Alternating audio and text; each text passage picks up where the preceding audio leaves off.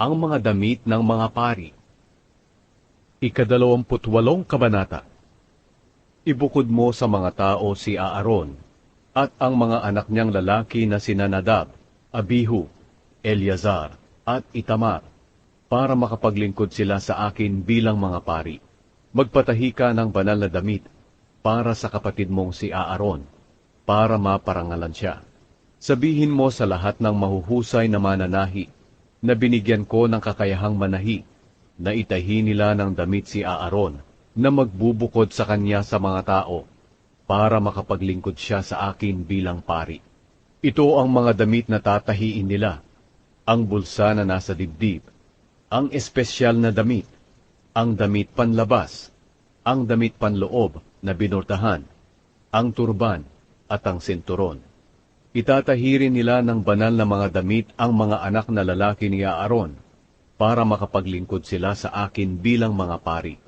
Kailangan na pinong telang linen na may lanang kulay ginto, asul, ube at pula ang gagamitin nilang tela. Ang espesyal na damit ng mga pari. Ang espesyal na damit ng mga pari ay kailangan na pinong telang linen na may lanang kulay ginto, asul, kulay ube at pula. Kailangang napakaganda ng pagkakaburda nito. May dalawang parte ito, likod at harapan, at pinagdudugtong ng dalawang tirante sa may balikat. Ang sinturon nito ay gawa sa pinong telang linen, na binurdahan ng gintong sinulid at lanang kulay asul, ube at pula.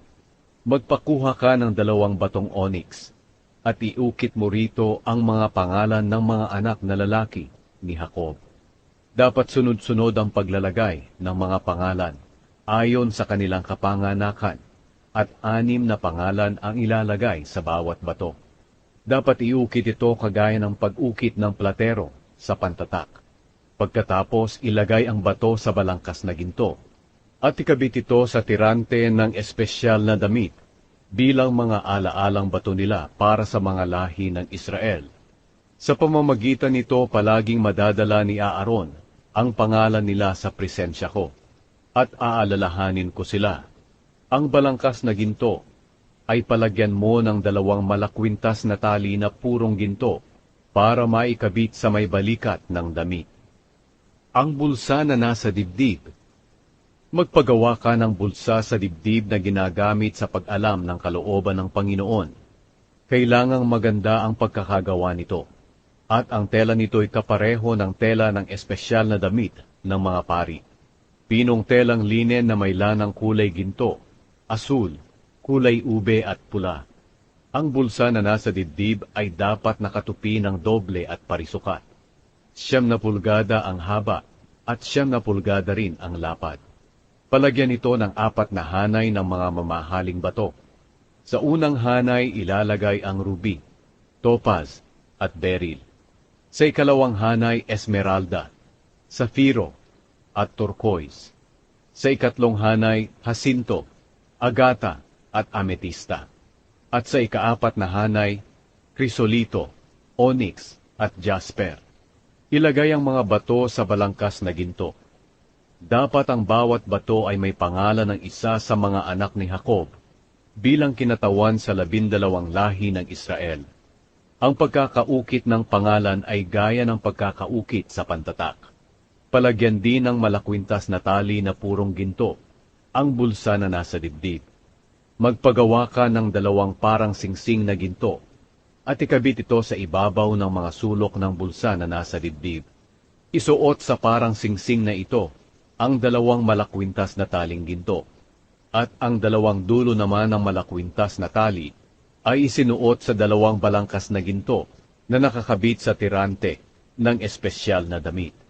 Magpagawa ka ng 2 parang singsing na ginto at ipasok ito sa ilalim ng mga gilid ng bulsa na nasa dibdib na nakapatong sa espesyal na damit. Magpagawa ka pa ng 2 parang singsing na ginto at ikabit mo ito sa espesyal na damit sa may bandang sinturon. Pagkatapos talian ninyo ng asul na panali ang mga pangilalim na parang singsing na ginto sa espesyal na damit.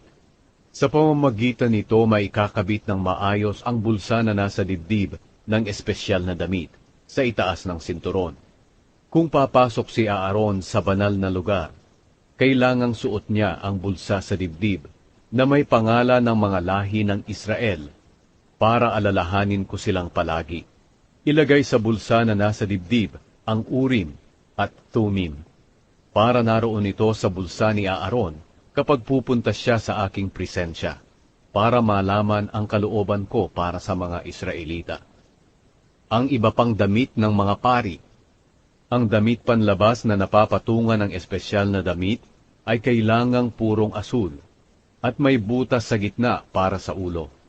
At kailangang lagyan ng butas ang parang kwelyo para hindi ito mapunit.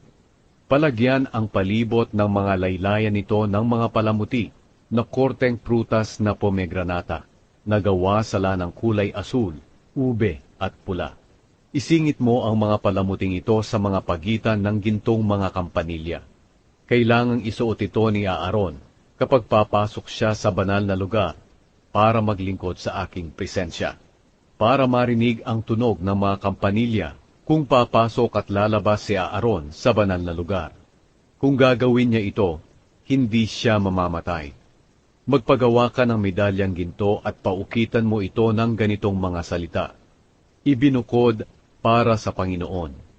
Itali mo ito sa harap ng turban ni Aaron sa pamamagitan ng asul na panali, para makita ito sa kanyang noo. Ipinapakita nito na dadalhin ni Aaron ang kahit anong kasalanang nagawa ng mga Israelita sa paghahandog nila sa Panginoon. Lagi itong ikakabit ni Aaron sa kanyang noo para matuwa ang Panginoon sa mga mamamayan. Ang damit panloob ni Aaron ay kailangang pinong linen. Ganoon din ang kanyang turban at ang sinturon na binurdahan ng maganda. Magpatahi ka rin ng mga damit panloob, mga sinturon, at mga turban para sa mga anak ni Aaron, para sa ikararangal nila. Ipasuot mo ang mga damit sa kapatid mong si Aaron at sa mga anak niyang lalaki, at pagkatapos pahiran mo sila ng langis at ordinahan. Italaga mo sila sa akin para makapaghandog sila sa akin bilang mga pari. Ipatahi mo rin sila ng mga pangilalim na damit na tatakip sa kanilang kahubaran. Ang haba nito'y mula sa baywang hanggang sa hita, para hindi sila masilipan. Kailangan nila itong isuot kapag papasok sila sa toldang tipanan o kapag lalapit sila sa altar ng banal na lugar sa paglilingkod bilang mga pari, para hindi sila masilipan at mamatay. Ang tuntuning ito'y dapat sundin ni Aaron at ng kanyang salinlahi magpakailanman.